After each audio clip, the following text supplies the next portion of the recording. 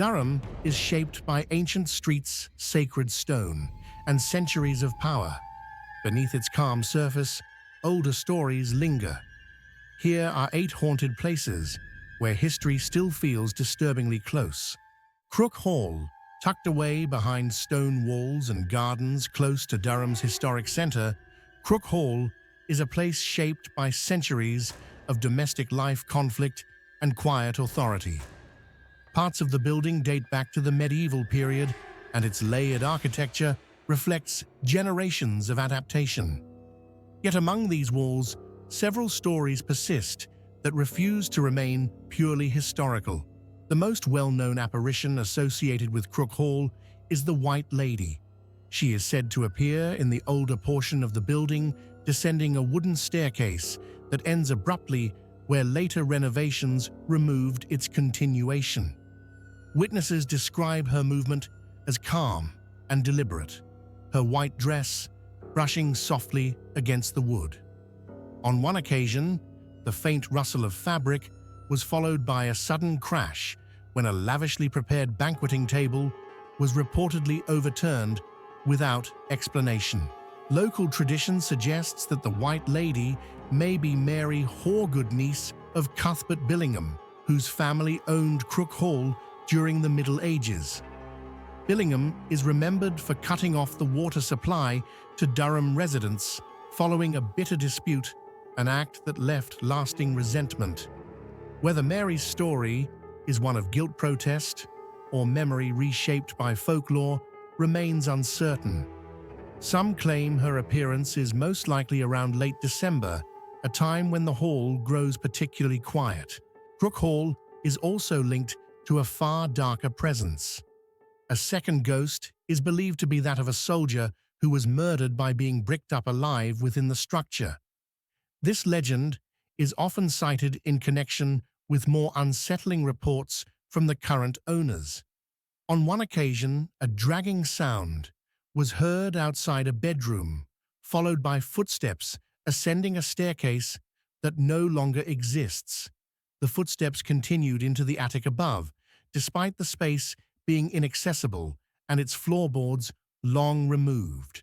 From an educational perspective, Crook Hall reflects how historic houses accumulate stories alongside stone and timber. Sounds, shadows, and architectural changes can easily fuel belief, especially in buildings altered repeatedly over centuries. Skeptics point to old materials shifting structures and the power of expectation. Yet what gives Crook Hall its lasting reputation is consistency. Independent accounts describe the same movements, the same impossible staircases, and the same unsettling calm. Today, Crook Hall is preserved as a place of heritage and learning. Visitors explore its rooms for history and architecture. But when the house grows still, some believe it remembers more than dates and ownership, holding echoes of conflict, authority, and lives interrupted.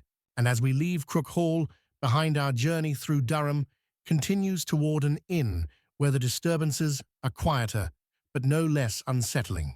The cartologist at the Garden House Inn, standing along North Road just outside Durham's historic core. The Garden House Inn appears unassuming. Today it is known for quiet accommodation and its popular bar, the Cartologist. Yet beneath this ordinary exterior lies a collection of experiences that have unsettled staff and visitors over many years. One of the most often repeated accounts involves an incident in one of the guest rooms, known as Room 3. A cleaning staff member entered the room to prepare it for new occupants, only to notice that the bed appeared to have been used. The mattress was visibly indented, as though someone had recently been sitting on it. This was despite the room being officially unoccupied. No explanation was found, and the impression reportedly remained for several moments before slowly lifting. Although details of that encounter remain limited, it has become a reference point for later experiences. Staff members have spoken of an odd reluctance to linger in the room, describing a subtle sense of intrusion rather than fear. The room feels watched, rather than hostile, a distinction that many find difficult to articulate. Beyond the guest rooms, sightings have also been reported in the bar area. A young girl dressed in old-fashioned clothing has been seen standing quietly near the bar, only to disappear moments later. Witnesses describe her appearance as brief and silent, with no sound of footsteps or movement. The figure does not interact, nor does she acknowledge those who see her. Another curious detail involves the original entrance to the bar, now no longer in use. Near this location, staff and patrons have reported hearing a cough or sigh when no one else is present. The sound is described as close and human, yet vanishes immediately when investigated. From a historical perspective, inns such as this have long been places of transition. Travelers arrived, departed, rested, and sometimes died within their walls. Over centuries, these repeated human rhythms can shape how spaces are remembered and experienced. Skeptics note that older buildings produce unpredictable sounds. Settling timber air pressure changes, and acoustics can easily mislead perception. Expectation also plays a role, especially in locations known for their stories. Yet what gives the Garden House Inn its reputation is restraint. There are no dramatic manifestations, no escalating disturbance. Instead, the experiences are quiet, personal, and fleeting, often leaving witnesses more puzzled than frightened. Today, the inn continues to welcome guests, its reputation largely unspoken. But for those who notice a bed disturbed without cause or hear a breath where no one stands, the sense remains that something has not quite checked out. And as we leave the inn behind, our journey through Durham turns toward a place of power and tragedy, where history, education, and loss converge within ancient stone walls. Durham Castle, overlooking the River Ware. Durham Castle stands as a symbol of authority, learning, and power. Built in the 11th century, it later became part of Durham University, blending medieval fortification with academic life. Within its walls, history is not only preserved, but actively lived. It is perhaps this continuity that has allowed certain stories to endure so vividly. One of the most frequently reported apparitions is known as the Grey Lady of Durham Castle. She is said to appear on the Black Staircase, a narrow and imposing feature of the building.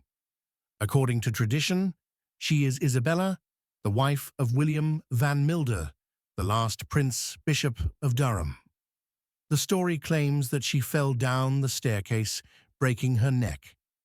Witnesses describe a pale female figure descending the steps slowly, her presence calm, yet deeply unsettling. The Grey Lady is also said to appear in the Norman Gallery. Here she is reportedly visible only from the knees upward, a detail often attributed to changes in floor levels over the centuries. This architectural explanation adds an educational layer, demonstrating how physical alterations to historic buildings can shape the form ghost stories take. Another tragic figure associated with the castle is Frederick Copeman, one of Durham's earliest university students. Believing he had failed his final examinations after his name did not appear on the results list, Copeman is said to have thrown himself from the cathedral tower. Only later was it discovered that his name had been obscured on the notice board, and that he had in fact achieved a first-class degree. Reports linked to Copeman focus on sound rather than sight. His footsteps are said to pace restlessly within his former room known as the Crow's Nest. Witnesses describe the door flying open, suddenly followed by the sound of hurried steps descending the staircase, as though replaying his final moments. From an educational perspective, Durham Castle illustrates how academic pressure, authority, and misunderstanding have shaped human experience across centuries. Skeptics note that stone staircases amplify sound, and that expectation plays a powerful role in perception within such an imposing environment. Yet even visitors unfamiliar with these stories often remark on the castle's atmosphere. Certain spaces feel weighted with attention, as though memory itself lingers. Today, Durham Castle continues to house students, its past and present intertwined. But when corridors fall silent and footsteps echo without source, some believe the castle remembers those whose lives were shaped and ended within its walls. And as we leave Durham Castle behind, our journey through the city moves toward a public house where the stories become darker, more intimate, and far less scholarly. The Duncow Inn, situated on Old Elvet, just a short walk from Durham's historic core. The Duncow Inn is a public house shaped by centuries of use. Its low ceilings, narrow corridors, and cellar spaces reflect an age when buildings grew gradually rather than by design. Inns such as this were once central to daily life, serving travelers, laborers, and townspeople alike. They were places of rest, gossip, and sometimes darker activity. The most commonly reported presence within the Duncow Inn is known simply as Mary. Some local accounts associate this name with Mary Ann Cotton, the notorious 19th-century serial murderer who lived and worked in the region. While no firm evidence links her directly to the inn, the association has persisted, shaping how later experiences are interpreted. Reports from staff and former landlords describe objects moving without explanation. Items have been found displaced from their original positions, particularly in quieter areas of the building. In the cellar, beer pumps are said to have been interfered with, occasionally found altered, despite no one having entered the space. These incidents are described as subtle rather than dramatic, creating confusion rather than fear. Footsteps have also been heard along corridors near the owner's living quarters, often late at night when the inn is closed and still. The sound is described as deliberate and measured, not hurried, and continues even when investigated. On rare occasions, an apparition has reportedly been seen in the bar area itself, appearing briefly before fading, leaving behind a noticeable chill. From a historical perspective, public houses were environments of constant movement and emotion. Arguments, celebrations, illness, and death all occurred within their walls. This concentration of human experience can influence how later generations interpret unexplained events. Skeptics point to structural factors. Old buildings shift. Cellars amplify sound. Plumbing and temperature changes can cause unexpected movement. These explanations are practical and often convincing. Yet what sustains the Duncow Inn's reputation is consistency. Accounts from different periods describe similar disturbances in the same locations: the cellar, the corridors, the bar. The name Mary appears repeatedly even when witnesses are unfamiliar with the legend. Today, the Duncow Inn continues to operate as a place of hospitality. Its history is rarely discussed openly. But when the doors close and the building settles into silence, some believe the inn remembers more than patrons, holding onto fragments of lives that once passed through its rooms. And as we leave the Duncow, behind, our journey through Durham moves out toward the river, where an old bridge carries music said to rise only after midnight. Elvet Bridge, spanning the River Wear. Elvet Bridge has connected Durham's communities since the 15th century. Built of stone and designed for endurance, it has carried generations of travelers, merchants, and townspeople across the water. Yet beyond its practical role, the bridge has long been associated with one of Durham's most haunting legends. According to tradition, strange music can sometimes be heard near the bridge at midnight. The sound is said to resemble the pipes of a Northumbrian musician drifting faintly across the river when the surrounding streets are quiet. The tune is never described clearly, only as mournful and distant, fading before its source can be identified. This music is attributed to Jimmy Allen, a piper sentenced to death in the 18th century for horse theft. He was imprisoned in the old jail located on the bridge itself, a reminder that medieval bridges often served multiple functions, including punishment and detention. Allen is said to have died in custody before a royal pardon could reach Durham, sealing his fate just moments too late. In folklore, this detail gives the story its power. Allen is not remembered as a violent criminal, but as a man caught in a rigid system where justice moved too slowly. His alleged return as sound, rather than sight, reflects this, a presence heard but never seen, repeating a final act denied in life. Witnesses who claim to have heard the music often describe an unusual stillness beforehand. The river seems quieter, the air feels heavier. Then the faint piping emerges, carrying briefly before dissolving into silence. No footsteps accompany it. No figure appears on the bridge. From an educational perspective, Elvet Bridge illustrates how sites of public punishment became deeply symbolic. Bridges were liminal spaces marking transition between places and were often chosen for executions or imprisonment to serve as public warning. Over time, these associations shaped local storytelling. Skeptics suggest natural explanations. Wind moving across the river can produce unexpected sounds. Distant music can travel farther at night. Memory and repetition reinforce expectation. These explanations are logical and widely accepted. Yet even those familiar with such reasoning often pause when standing on the bridge after dark.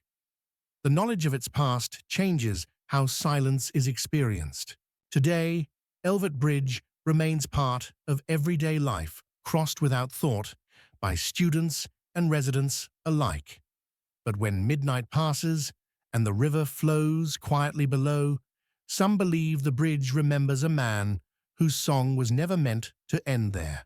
And as we leave Elvet Bridge behind, our journey through Durham turns inward once more toward a hotel where unseen presences are felt not through music, but through touch and breath. The City Hotel. Standing on New Elvet, the City Hotel occupies a building that blends quietly into Durham's streetscape. By day, it functions as an ordinary place of accommodation and hospitality. By night, particularly during quieter hours, it has earned a reputation for experiences that are far less ordinary. Reports linked to the City Hotel are largely defined by sound and physical sensation rather than sight. Guests and staff have described hearing whistling in corridors when no one else is present. The sound is often brief, human in tone, and close enough to suggest someone standing nearby. On other occasions, witnesses have reported the distinct sound of a man clearing his throat, followed by silence that feels heavier than before. Rumbling noises have also been described as low vibrations, traveling through walls or floors without an identifiable source. These sounds are often felt rather than heard, creating a sense of movement beneath the building itself. Those who experience them frequently remark on how different they feel from ordinary structural noise. Perhaps the most unsettling reports involve physical contact. Some guests have spoken of the sensation of being pushed gently but deliberately, as though someone were trying to pass by in a narrow space. These moments are brief and leave no visible trace, yet they are described with remarkable consistency across separate accounts. From an educational perspective, hotels such as this have long served as transitional spaces. People arrive and depart, often anonymously. Illness, exhaustion, and emotional strain are common among travelers. Over centuries, these repeated human experiences shape how such spaces are remembered and interpreted. Skeptics offer practical explanations. Old buildings shift and settle. Plumbing, heating systems, and street vibration can create rumbling and sound. Fatigue heightens sensitivity, particularly in unfamiliar environments. These explanations are sensible and widely accepted. Yet what distinguishes the City Hotel is the intimate nature of the experiences reported. They do not feel distant or atmospheric. They feel personal, close, directed. Even those inclined towards skepticism often struggle to dismiss the sensation of touch so easily. The City Hotel continues to operate quietly, its reputation known mostly through word of mouth. Most guests experience nothing unusual, but for those who do, the memory lingers long after departure. And as we leave the City Hotel behind, our journey through Durham moves toward a place shaped by military discipline and sudden tragedy, where the echoes of training and ceremony may still drift across open ground. Vane Tempest Hall, situated in Gilesgate. Vane Tempest Hall occupies ground once used for military training and ceremonial gatherings. Today, it serves as a community venue, hosting events that bring people together. Yet beneath this modern role lies a darker past, shaped by discipline, accident, and sudden loss. The most frequently mentioned presence here is that of a soldier. According to local tradition, he was accidentally killed during a training exercise when a cannon misfired. The explosion is said to have ended his life, instantly, leaving no time for warning or escape. While historical records of the incident are unclear, the story has endured, passed quietly through generations. Witnesses describe the soldier as appearing on the former parade ground, often as a shadowy figure standing alone. He is rarely seen in motion. Instead, his presence is marked by stillness and an atmosphere that feels tense rather than aggressive. Some report sudden drops in temperature when crossing the area, even during mild weather. Alongside the soldier, a second apparition has been reported, commonly referred to as a white lady. Her appearance is less defined, often glimpsed briefly at a distance before fading. Unlike the soldier, she is not associated with a specific event, but her presence is frequently noted in the same locations, suggesting overlapping layers of memory rather than a single narrative. Inside the building, further disturbances have been reported. Whispering voices have been heard when rooms are empty. Doors are said to open and close without explanation, sometimes rattling as though tested by unseen hands. These incidents tend to occur during quieter periods when the building is otherwise still. From an educational perspective, Vane Tempest Hall reflects how military spaces often accumulate stories of loss. Training grounds were places of strict routine, where mistakes carried fatal consequences. Over time, such environments became symbolic of discipline and sacrifice, shaping the folklore that followed. Skeptics point to natural explanations. Old halls amplify sound. Temperature changes create cold spots. Air pressure can move doors. These explanations are reasonable and often convincing. Yet what gives Vane Tempest Hall its lasting reputation is the emotional tone of the reports.